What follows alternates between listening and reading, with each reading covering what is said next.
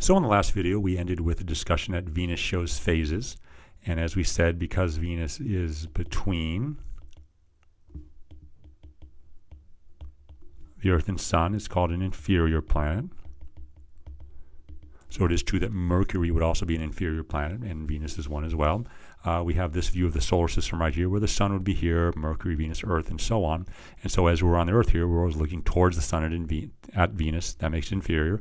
And hopefully you can just see by looking at this graphic right here why Venus would show phases. So if we're here on Earth, sort of looking towards the Sun to see Venus, hopefully you can visualize that as Venus goes around in its orbit here, around the Sun, different portions of it will be illuminated relative to our perspective here on Earth. So we're standing here on Earth looking at Venus. Sometimes Venus will be between us and the Sun, in which case the lit side, the illuminated side, is sort of over here, and this whole part over here would be sort of dark here, and we won't see Venus or much of it. Likewise, if Venus might move over a bit in its orbit, some of the light from the Sun that's hitting Venus here might bleed over into a little bit to our view. So when we look up like that, we might just see a little bit of Venus, and so on and so forth. You see it has these first and third quarters, and even as much as Venus as we're going to see. Now, all the phases aren't named necessarily as they are on the moon, but indeed Venus will show phases just for the same geometry reason. But I also want to point out then that the arrangement is a bit different, right? Because the reason why we see phases of the moon is here's the Earth right here, and the moon goes around the Earth like this. It's a slightly different orientation, right? Here's the moon going around the Earth, and different illumination areas of the moon are viewed from Earth, and that's why we have phases of the moon. But you can see the same sort of argument would also hold in this type of geometry here, even though, for example, Venus isn't orbiting our planet, it's orbiting the Sun. So Venus shows phases, and here an example of all the phases that were witnessed back a while back in the year 2004. But something similar could be seen now, for example.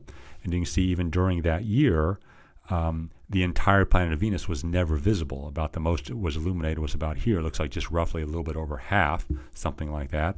And here is sort of that phase where Venus would be in front of the Sun. So this phase right here that I'm pointing at the middle is sort of what occurred that year, right about there, right? So same geometry, so that was seen of Venus here. So Venus always exhibits phases, and I believe you never see the entire planet fully illuminated. Maybe it gets up to about 89 or 90% or so. I also wanted to point out that the phases of Venus, the fact that Venus has these phases that aren't that hard to see even with sort of a low power telescope, is one of the reasons why this model of the solar system, in other words, the heliocentric, is the one that was accepted a long time ago versus this one over here, which is the geocentric. So what do I mean by this? Well, when early astronomers were trying to figure out how the solar system worked, they all thought that it was everything revolved around the Earth, that the Earth was the center of the solar system, even the universe for that matter. So geo sort of representing our geology, I suppose. And so if the Earth was like this, then they would thought maybe the Sun did this, and maybe Venus did this, and all that sort of thing. All the planets went around us. But of course we know that's not true, because if this was the picture right here, where all these planets were sort of orbiting around us, in other words, in this picture right here, suppose Venus right here was sort of going in circles, but it was also going around us, and the Sun was going around us like that.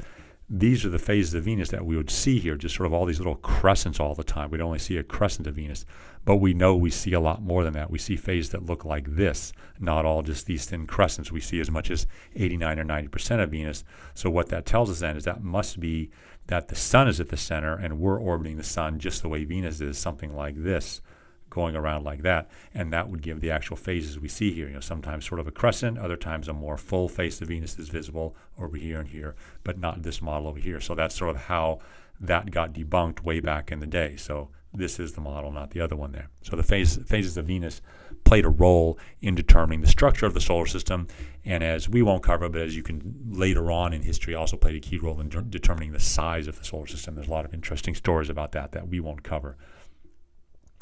There's different ways of looking at Venus also. In particular, if you have a telescope, you can look at Venus through different color filters. and sometimes you can bring out different colors and hues on the planet, but generally what you're doing on this surface here is you can't see the surface of Venus.